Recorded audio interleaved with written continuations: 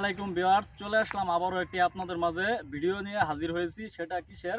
আপনি যদি আপনার শত্রুর ঘরবাড়ি ধ্বংস করে দিতে চান, তাহলে আপনার আজকের এই ভিডিওটা আপনি দেখেন, ইনশাল্লাহ 100% কাজ হবে।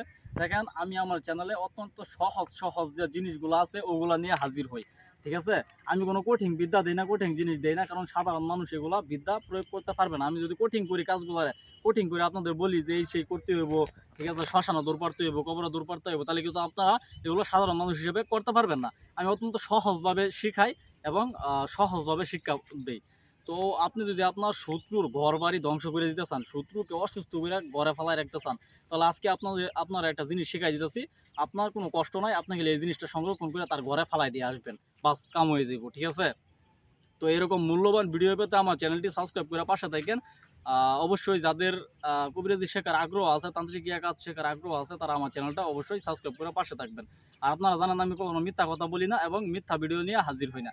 যাই শেখায় 100% পরীক্ষিত আমল, যেগুলো আমি নিজে করে ফলাফল পাইছি, সাকসেস পাইছি। তো এই যে দেখেন, আমার পিছনে একটা কবর দেখতে পারতেছেন। এই কবরের উপরে মেন কাজটা আপনাকে প্রথমে খোঁজ করতে হইব শনি অথবা মঙ্গলবার অ্যাক্সিডেন্টে মারা গেছে এমন কোনো একটা কবর। ওই কবরে আপনি যাবেন, শনিবার অথবা মঙ্গলবারে যাবেন, যে কোনো টাইমে যাইতে পারেন, দুপুরবেলা, সন্ধ্যার পরে, যে কোনো টাইমে যাইতে পারেন। যাই আপনি ওইখান থেকে এক মুষ্টি এরকমভাবে হাত দিয়া, মানে এক মুষ্টি মাটি নেবেন, এই কবরের এক মুষ্টি মাটি নিয়ে ওই এক মুষ্টি মাটির মধ্যে দেখবেন আলিফ পাতার মধ্যে একটা মানে শব্দ আছে, হরফ আছে, ওটা হচ্ছে হা।